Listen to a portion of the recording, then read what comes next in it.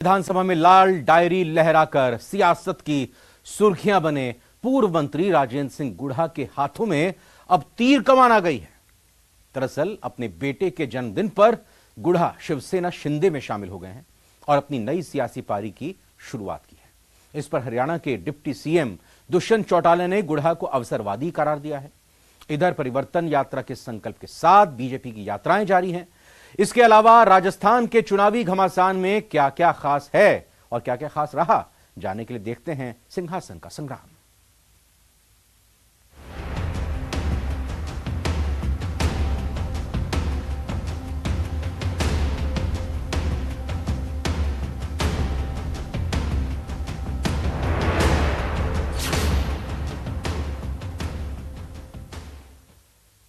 उदयपुर वाटी के विधायक और गहलोत सरकार से बर्खास्त मंत्री राजेंद्र गुढ़ा ने शिवसेना के शिंदे गुट के साथ नई सियासी पारी का आगाज किया है। महाराष्ट्र के सीएम एकनाथ शिंदे ने गुढ़ा के गांव में ही उन्हें पार्टी की सदस्यता दिलाई है। गुढ़ा को मिल गया नया ठिकाना, अब तीर कमान से साधेंगे निशाना।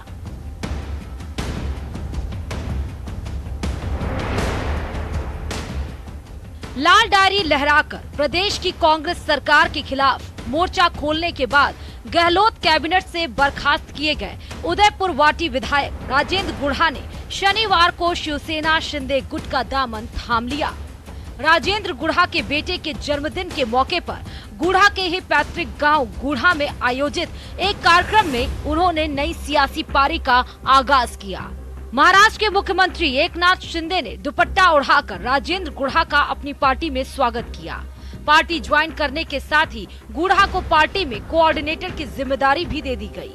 इस मौके पर महाराष्ट्र के सीएम एकनाथ शिंदे ने अशोक गहलोत पर निशाना भी साधा। शिंदे ने कहा कि 1 साल पहले गहलोत ने कहा था कि वो गुढ़ा के कारण ही मुख्यमंत्री हैं और फिर उन्हीं गुढ़ा को बर्खास्त कर दिया। राजेंद्र जी यहाँ पर मैं इतना ही कहूँगा कि पिछले साल यहाँ के मुख्यमंत्री आए थे क्या?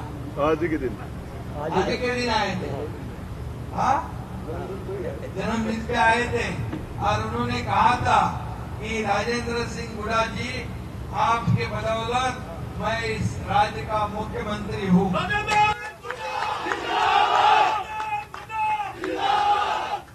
और मुख्यमंत्री के रूप में आपके सहयोग से खड़ा हूं और वरना मेरी जगह कोई दूसरा होता। अरे लेकिन फिर तो आपको उन्होंने आपका मंत्री पद ही बर्खास्त कर दिया। ये बहुत ही, देखिए इसका जवाब तो जनता देगी। एकनाथ शिंदे ने सवाल किया कि क्या सच्चाई का साथ देना गुनाह है। शिंदे ने कहा कि गुढ़ा ने मंत्री पद छोड़ा, सच्चाई नहीं छोड़ी। उन्होंने कहा कि राजस्थान की वीरता और महाराष्ट्र की वीरता का मिलन सुखद है।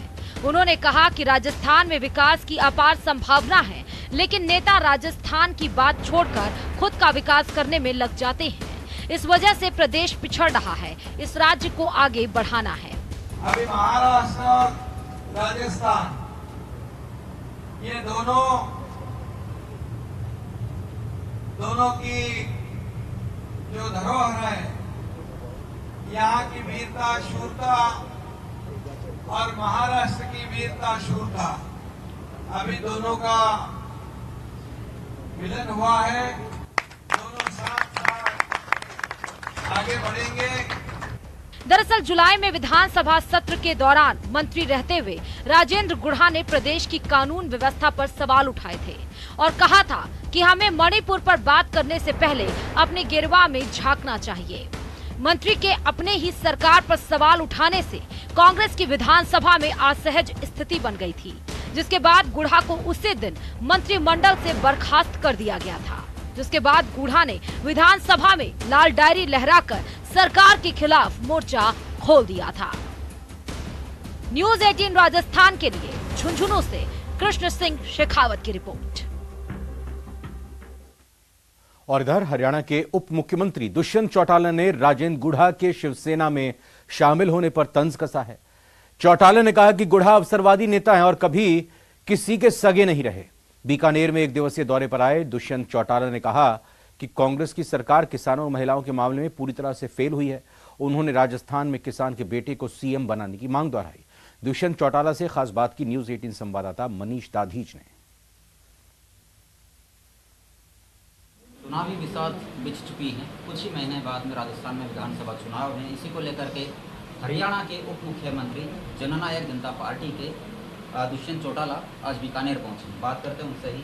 जी, आपका मुख्य मंतव्य जो है सीकर में रैली करने को लेकर के, किस तरह की रैली रहेगी, कितनी तारीख को, कितनी तादाद में जो है लोगों की भीड़ उमड़ने की संभावना है? 25 सितंबर को जननायक स्वर्गीय चौधरी देवीलाल जी का 110वां जन्मदिवस है। इस उपलक्ष्य में चौधरी देवीलाल जी यहाँ से सांसद चुनकर देश का नेतृत्व करने लोकसभा में गए, उस पावन धरा पर इस पावन पर्व को मनाने का काम करें। और मैं मानता हूँ कि एक इतिहास सीकर की धरा पर जननायक जनता पार्टी उठे और लाखों की तादाद में चौधरी देवीलाल जी के मतलब सीकर पहुँचकर उनको नमन भी करेंगे और आगामी राजस्थान विधानसभा चुनाव के लिए शंखनाद करेंगे। राजस्थान में कितनी सीटों पर आपकी पार्टी चुनाव लड़ेगी और बीजेपी से गठबंधन करने की भी संभावना है? चुनाव लड़ेगी, इससे बेहतर है कि आज हम जो तैयारी कर रहे हैं ये लगभग 30 सीटों पर संगठन आज तैयारी कर रहे हैं। चर्चा एनडीए में भी कर रहे हैं और अपने लेवल में साथियों को जोड़कर इस कुंबे को मजबूत कर रहे हैं। और मैं मानता हूँ राजस्थान आज बदलाव था और उस बदलाव के अंदर राजस्थान की जो धरा है कांग्रेस के इस दुशासन से इतनी परेशान है, चाहे वो माइनिंग माफिया हो, चाहे वो गैंगिज्म हो, क्राइम अगेंस्ट वुमेन हो, अनएम्प्लॉयमेंट हो, पेपर लीक हो। और कल मैं नागौर गया तो नई चीज़ जो बढ़ गया कि चिट्टे का प्रकोप, ड्रग्स का प्रकोप भी इतना बढ़ चुका कि आज युवा लाइब्रेरियों से उठकर मेरे से कल मिलने आए और उनकी मांग थी कि इस विषय पर आज तक कोई पॉलिटिकल पार्टी लड़ाई नहीं लड़ी। और गंभीर विषय है कि कांग्रेस ने पहले पंजाब बर्बाद किया, पंजाब में इनकी सरकार गई और वही नशा तस्कर आज राजस्थान में आकर राजस्थान की पीढ़ी को बर्बाद करे। इनके विरुद्ध हम चलते क्या मुद्दे रहेंगे जिनको लेकर के आप जनता के बीच जाएंगे वोट मांगने? मैं तो मानता हूँ किसान की दुर्दशा हो, अपराध हो, गैंगिज्म हो, माफियाइज्म हो, पेपर लीकेज की बात हो, युवा की बेरोजगारी की बात हो, ड्रग्स हो, अनेक विषय है राजस्थान। ये सब विषय आगामी चुनाव का मुद्दा। तो ये थे हमारे साथ में हरियाणा के उप मुख्यमंत्री दुष्यंत चौटाला, जिनका कहना है कि आने वाले टाइम में इनकी जो पार्टी है वो सीकर में तो सभा आयोजन कर ही रही है, इसके अलावा उनकी नज़र जो है वो 30 सीटों पर रहेगी। बीकानेर से न्यूज़ 18 राजस्थान के लिए मनीष शर्मा। बेड़ेश्वर धाम से शुरू हुई बीजेपी की परिवर्तन यात्रा उदयपुर पहुंच गई है। यात्रा में शामिल प्रदेशाध्यक्ष सीपी जोशी ने प्रदेश सरकार पर जमकर निशाना साधा। उन्होंने राजस्थान में बीजेपी और कांग्रेस की सरकारों के बीच का अंतर बताते हुए कहा कि राजस्थान में बीजेपी की सरकार होती है तो राजस्थान सुशासन, समृद्धि और सुरक्षा में देश में नंबर 1 बन जाता है, लेकिन कांग्रेस सरकार के कार्यकाल में प्रदेश बेरोजगारी, पेपर लीक, महंगी बिजली, साइबर क्राइम, महिलाओं और दलितों पर अत्याचार में नंबर 1 बन जाता है। कि देश के संसाधनों पर पहला हक माइनॉरिटी का है, कौन कहता था? कांग्रेस पार्टी और कांग्रेस पार्टी के प्रधानमंत्रियों के बयान आए। लेकिन प्रधानमंत्री नरेंद्र मोदी जी ने कहा कि इस देश के संसाधनों पर पहला हक गरीब का है, आदिवासी का है, दलित का है। यह अंतर है कांग्रेस पार्टी और भारतीय जनता पार्टी में। और यही लोग हैं जो कहीं न कहीं इस प्रकार के बयान देकर अपना एक वोट बैंक पक्का करना चाहता है, लेकिन वो वोट बैंक भी समझ गया कि इन्होंने सिर्फ हमें मोहरा बनाया है, हमारा इस्तेमाल किया है, हमें न कभी संसाधन नहीं है, न कोई व्यवस्था। मध्य प्रदेश और छत्तीसगढ़ में बीजेपी उम्मीदवारों की पहली सूची जारी करने के बाद भी बीजेपी राजस्थान में ऐसा करती दिखाई नहीं दे रही। अब इसे राजस्थान की उलझी हुई सियासत कहें या फिर पार्टी की मजबूरी, लेकिन बीजेपी के टिकट पर चुनाव लड़ने वालों को 25 सितंबर तक इंतजार करना पड़ेगा। ऐसा हम क्यों कह रहे हैं, इस रिपोर्ट में देखिए।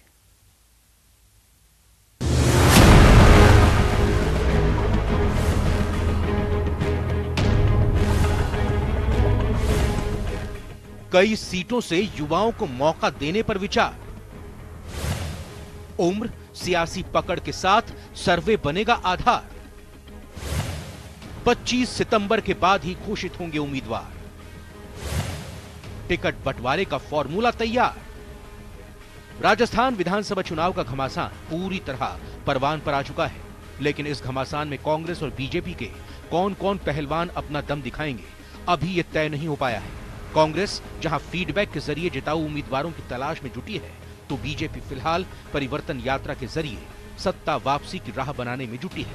हालांकि जिस तरह से बीजेपी ने मध्य प्रदेश और छत्तीसगढ़ में उम्मीदवारों की पहली सूची जारी की थी, उस हिसाब से तो राजस्थान में भी पहली लिस्ट आ जानी चाहिए थी।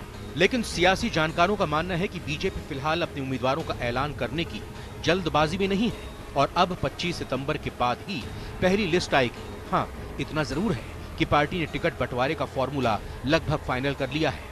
टिकट बंटवारे का फॉर्मूला क्या है और आखिर बीजेपी की पहली लिस्ट 25 सितंबर के बाद ही क्यों आएगी, इसको समझने की जरूरत है। बात करते हैं टिकट फॉर्मूले की, तो पार्टी सूत्रों के अनुसार इसमें कई चीजों का ध्यान रखा जाएगा। मसलन उम्र, इलाके में सियासी पकड़, पिछले चुनाव के नतीजे और सबसे बड़ी चीज सभी 200 सीटों पर कराए गए सर्वे की रिपोर्ट। अब एक एक कर मापदंडों की बात कर लेते हैं। जानकारी के मुताबिक बीजेपी ऐसे 86 उम्मीदवारों को रिपीट करने के मूड में नहीं है जिन्हें पिछले विधानसभा चुनाव में 10,000 वोट से ज्यादा से हार मिली थी। इसके अलावा पार्टी इस बार युवा चेहरों पर दांव खेलेगी और 45 से कम उम्र वाले नए और दमदार चेहरों को टिकट बंटवारे में तरजीह दी जाएगी। इसके साथ ही 4 से 5 बार विधायक रहने वालों के टिकट पर भी खतरा है। प्रदेश की 28 सीटों पर बीजेपी पिछले 3 चुनावों से लगातार जीत रही है। ऐसी सीटों पर कम सक्रिय विधायकों के टिकट कट सकते हैं। साथ ही जिन 19 सीटों पर पार्टी लगातार 3 बार से हार रही है, उन सीटों में से 5 से 6 सीटों पर सांसदों को उतारा जा सकता है। बाकी सीटों पर पार्टी में शामिल नए चेहरों पर महिलाओं को उतारने की योजना है। इन सबसे ऊपर जो है वो है सर्वे रिपोर्ट। बीजेपी उन्हीं दावेदारों को प्राथमिकता देगी जो सर्वे में सबसे मजबूती से उभर कर आए हैं। इसको लेकर पार्टी 5 से 6 बार सर्वे करा चुकी है। बात टिकट बंटवारे में हो रही देरी की करें तो इसके कई बड़े कारण सामने आ रहे हैं। फिलहाल प्रदेश में बीजेपी की परिवर्तन यात्राएं चल रही हैं, जिसमें पार्टी के कई बड़े नेता पूरी तरह से व्यस्त हैं। इन यात्राओं को लेकर बीजेपी में उत्साह है। ऐसे में टिकटों का ऐलान होने से यात्रा के उत्साह पर पानी फिर सकता है। माना जा रहा है कि 25 सितंबर को जयपुर में यात्रा का समापन हो जाएगा। दूसरा सबसे बड़ा कारण यह है कि पार्टी की चुनाव समिति में शामिल पीएम नरेंद्र मोदी, रक्षा मंत्री राजनाथ सिंह और गृह मंत्री अमित शाह 10 सितंबर तक G20 शिखर सम्मेलन में व्यस्त रहेंगे। इसके अलावा 18 से 22 सितंबर तक संसद का विशेष सत्र चलने वाला है। जाहिर है पार्टी के सभी सांसद विशेष सत्र में मौजूद रहेंगे। साथ ही अलग अलग राज्यों के 200 विधायकों की वो रिपोर्ट आनी भी बाकी है, जिसमें उन्होंने राजस्थान की सियासी नब्ज टटोली है। हालांकि इलेक्शन कमेटी की बैठक 25 सितंबर से पहले भी हो सकती है, जिसमें उम्मीदवारों के नाम फाइनल किए जा सकते हैं, लेकिन तब भी ऐलान पेंडिंग ही रहेगा। भले ही तय उम्मीदवारों को चुनावी तैयारी शुरू करने को कह दिया जाए, बीजेपी की केंद्रीय चुनाव समिति के सूत्रों के अनुसार सबसे पहले 70 से 80 सीटें ऐसी हैं जिन पर बीजेपी अपने उम्मीदवारों का ऐलान कर सकती है, जहां वो या तो काफी कमजोर है या फिर काफी मजबूत है। फिलहाल राजस्थान में बीजेपी के टिकट फॉर्मूले पर कौन कौन लोग खरे उतरेंगे, इसके लिए आपको 25 सितंबर तक इंतजार करना होगा। Bureau report, news 18 Rajasthan. कल मुख्यमंत्री अशोक गहलोत सवाई माधोपुर आएंगे और सुबह 9:30 बजे उनका सवाई माधोपुर पर पहुंचने का कार्यक्रम है। दोपहर 12 बजे प्रियंका गांधी के साथ वो टोंक के निवाई पहुंचेंगे और इस दौरान टोंक के निवाई में न सिर्फ जनसभा होगी बल्कि इससे पहले बहुप्रतीक्षित योजना की भी जो शुरुआत है, ग्रामीण क्षेत्रों में जो 8 रुपए में गरीबों के लिए खाने की योजना की शुरुआत इंदिरा रसोई के द्वारा की जाएगी और इसके अलावा प्रियंका गांधी और मुख्यमंत्री की तरफ से महिलाओं को स्मार्टफोन भी वितरित किए जाएंगे। तो कल दौरा प्रियंका गांधी का है। टोंक की निवाई में वो आम सभा को संबोधित करेंगी और साथ ही साथ आपको बता दें कि इससे पहले सवाई माधोपुर सीएम अशोक गहलोत पहुंचेंगे, फिर उसके बाद निवाई में उनका भी प्रियंका गांधी के साथ ही जनसभा में शामिल होने का एक कार्यक्रम है, जिसमें सरकार की योजनाओं की शुरुआत भी होगी और साथ ही साथ वहां पर आम सभा का भी आयोजन होगा।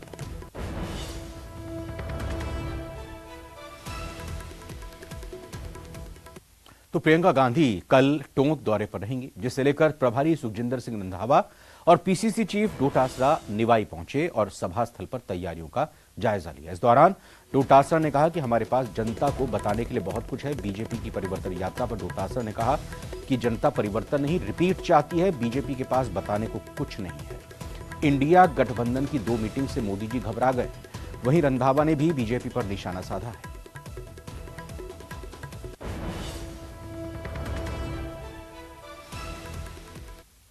पार्टी को जिताना, नटराज को लाना, कोई क्या करना, 1 नेशन 1 इलेक्शन, वो अलग बात है। तो मेरे ख्याल में कि अब आप ही देख लीजिए, आज भी लोगों की कैलकुलेटर कर दी, लोग कितना बोलते हैं। आप समझ सकते हो कि परिवर्तन जनता चाहती नहीं, जनता रिपीट चाहती है सरकार को, और सरकार के कामकाज से खुश है।